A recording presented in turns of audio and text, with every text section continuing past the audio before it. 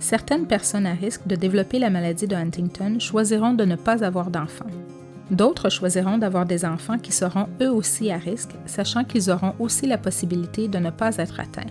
D'autres encore misent sur un éventuel traitement qui serait disponible pour leurs enfants. Il existe plusieurs options reproductives pour les individus à risque qui désirent s'assurer que leur enfant ne soit pas atteint de la maladie. La grossesse naturelle avec test prénatal, la grossesse par fécondation in vitro avec diagnostic préimplantatoire, l'adoption et l'utilisation d'un don de sperme ou d'un don d'ovule. Chaque option présente des avantages et des inconvénients qu'il est important de bien comprendre.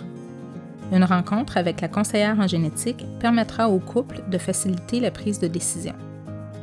Pour les grossesses naturelles, le diagnostic prénatal est généralement offert lorsque le couple a déjà pris la décision d'interrompre la grossesse si le test génétique indique que le fœtus a reçu un nombre de triplets CAG qui causera la maladie. Le résultat est disponible de 2 à 3 semaines après la procédure. Il y a 2 options de diagnostic prénatal. La première est une biopsie du placenta nommée chorion et est effectuée vers la 11e semaine de grossesse. La biopsie est faite par un médecin pendant une échographie.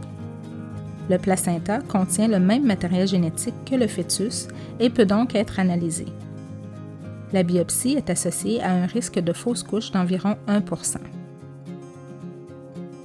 La deuxième option est une amniosynthèse et est effectuée vers la 16e semaine de grossesse. Lors de l'échographie, le médecin fait une ponction pour obtenir du liquide amniotique. Ce liquide contient des cellules provenant du fœtus et peut donc être analysé. Cette procédure est associée à un risque de fausse couche d'environ 0,5% ou 1 sur 200. Pour la fécondation in vitro et le diagnostic génétique préimplantatoire, le couple fait des examens de routine à la clinique de procréation assistée. Ensuite, la femme débute un traitement d'hormones afin de permettre la formation de plusieurs ovules en même temps. Ces ovules sont retirés et ensuite fécondés en laboratoire avec les spermatozoïdes du conjoint.